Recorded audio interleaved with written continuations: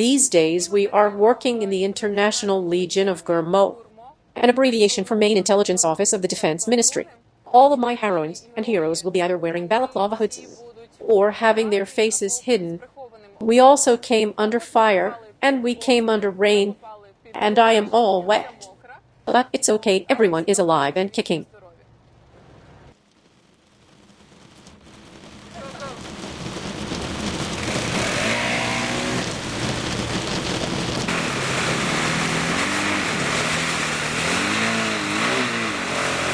I was an United States Army officer and left in the rank of captain. I had did combat tours in Iraq and Afghanistan before I came here. I would say, first of all, the fundamentals of warfare never change. So a lot of the doctrinal things that we've learned in our NATO militaries still hold true.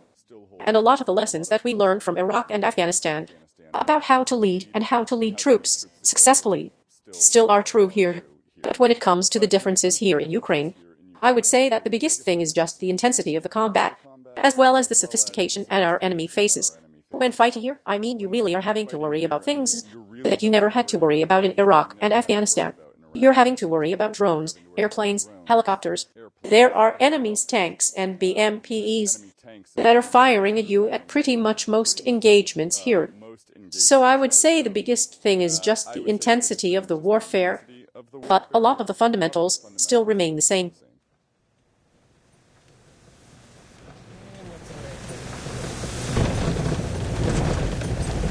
So we came to one of the villages near the front line. Here we shall film the foreign soldiers, the soldiers of the Foreign Legion. Actually, we arrived on a quad bike because it's a very good way of driving down such a roads. As you see, I am covered in mud from head to toe, my face is dirty. And on top of that, a shelling with grads have just begun.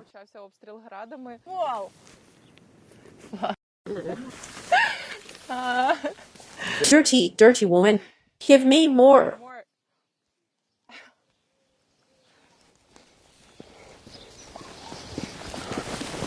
Are there people in this village? No. Today we filmed very tough women, medics. One of them is from Poland, and another from Belarus. Speaks Belarusian for me. The war had started back in 2014, but I was too young then. The full-scale war had begun in Ukraine, and I decided to go there as a medic. I feel so ashamed that missiles are flying from my country and I do nothing. And why don't Belarusians uprise? I answer who? The elderly and teens. Or those incarcerated. That's why I decided that I would be of more use here than in my homeland. I was lying in bed with my daughter hugging her and thinking, now there's a shortage of medics. I hug my daughter and someone will never hug theirs. And that was a powerful drive to come here. And my first experience, my first combat mission was a storming of Mern on the axis of Zaporizhia. There I realized that death is right here, it's near. And a person you talked to a day or two ago is no longer alive. And it is always painful to lose partners. It's an artillery, as I see, right? Well, while nothing is crumbling on our heads, while there is unclear, it's all right. It's all right. It happened in December when I started as part of a medical chemical. When I started as part of medical chemical. And like Slavic Society in Bristol. I worked for it for many years. I was studying the chemistry at the time. So working for charities and both working in intensive care was part of my life, and I felt responsible for, it's like a duty of care that you sign. And especially seeing vulnerable children being killed, especially at that time at Kharkiv and Izium and parts of Kiev. I have seen enough of my own patients died. If I have even 2 hands and 2 legs and a half of brain, it's my duty to go and help. It's my duty to go and help. Explosion. Voice action. It's laughing. A little bit dangerous. We have to go inside, I think. Of course, you remember your first combat experience here in this war.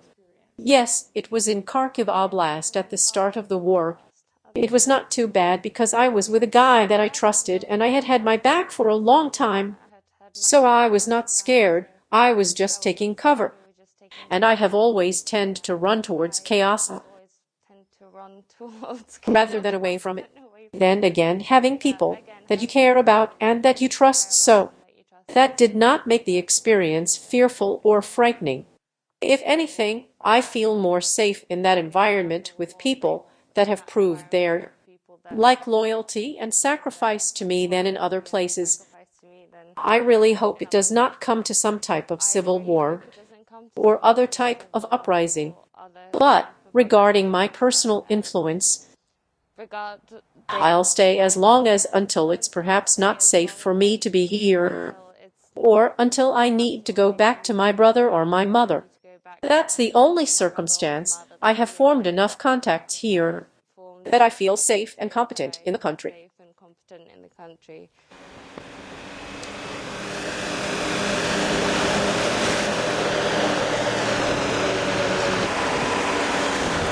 Me, having done a couple of tours in Afghanistan, I thought, who am I to stay home when Ukraine is defending all of Europe? So rather fight here and now than later on at home. That's kind of what took me here. Could you tell more about your previous military experience and combat experience? In Afghanistan, of course, if you had it. Yes, of course. What was the mission? Yes, I was an meaning like sapper. Explosive ordnance disposal. So I did that in 2010 and 2012. 2010 and 12. So for 2 tours, 6 months each. But now this war has been longer. In regular army of United States. Yes. Not United States. Sweden. Last year it felt like we were the Taliban here, because the enemy has everything and we had very little. Now it's more even, but I can't compare though. This is enemy having so much more resources. And there's a clear front line. There is not like you have embedded terrorists that you have to fight in various villages. Here is on one side them, on other side is us. It's much different. Actually, I don't consider Ukrainian culture too different from the Scandinavian roots I have myself. Actually, I like it here with that. It's it. You guys even do sauna. You go to Banya, it's just like us. And there's barely any spicy food. So, which is perfect for me. Do you like Ukrainian cuisine? Yes, I do. It's because there's almost nothing that's spicy. So I'm not good at spicy. So here like shashlik, vareniki and kashin, and that's perfect for me. I think it's really borscht. Borscht, yes, of course, not to forget, that's a UNESCO heritage now. Yes, that's it. Salo, a thick cured pork fat. Salo, I struggled with that initially, but now I learned it. It is okay. Because it's a culture to eat borscht with it. Yes, it's a big deal. I understood that. So I was getting the looks if in case I try to skip the salo. But now, I need to eat it. I understand. It sounds lovely. Thank you so much. Thank you. Thank you for your support and for your help.